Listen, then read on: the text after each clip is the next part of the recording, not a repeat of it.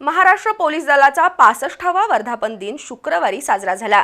या निमित्तानं कोल्हापुरातील पोलीस कवायत मैदानावर ध्वजाला मानवंदना देण्यात आली, तर शिस्तबद्ध संचलन पार पडलं। जलद कृती दल श्वान पथक यांनी सादर केलेली प्रात्यक्षिकं आणि पोलीस बँडमुळे या कार्यक्रमाला रंगत आली। जिल्हाधिकारी अमोल येडगे यांच्या हस्ते ध्वजवंदन करण्यात आलं। माजी पंतप्रधान पंडित नेहरू यांनी महाराष्ट्र पोलिसांना ध्वज प्रदान केला।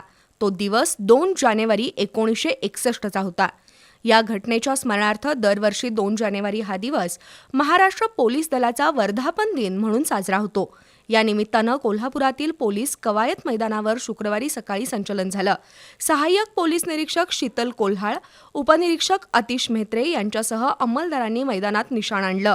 शहर पोलीस उपाधीक्षक प्रिया पाटील यांनी परेड कमांडर म्हणून ध्वजाला मानवंदना दिली। जिल्हाधिकाऱ्यांनी मानवंदना स्वीकारली। यावेळी पोलीस बँडवर राज्य आणि राष्ट्रगीत सादर झालं। त्यानंतर अतिरेक्यांचं अपहरण आणि लहान मुलांची सुटका याबद्दलचं प्रात्यक्षिक जलद कृती दलानं सादर केलं। दरम्यान उपस्थित विद्यार्थ्यांना शस्त्रास्त्रांची माहिती देण्यात आली। त्यानंतर झालेल्या संचलनात 16 पोलीस अधिकारी, 184 पोलीस अंमलदारांचा समावेश होता, तर श्वान पथकानंही संचलनात सहभाग घेतला। या कार्यक्रमासाठी पोलीस अधीक्षक योगेश कुमार गुप्ता, प्रशिक्षणार्थी अप्पर पोलीस अधीक्षक आरांशा यादव, गृह पोलीस उपअधीक्षक तानाजी सावंत, सुवर्णा पत्की यांच्यासह पोलीस अधिकारी, कर्मचारी आणि विविध शाळांतील विद्यार्थी उपस्थित होते।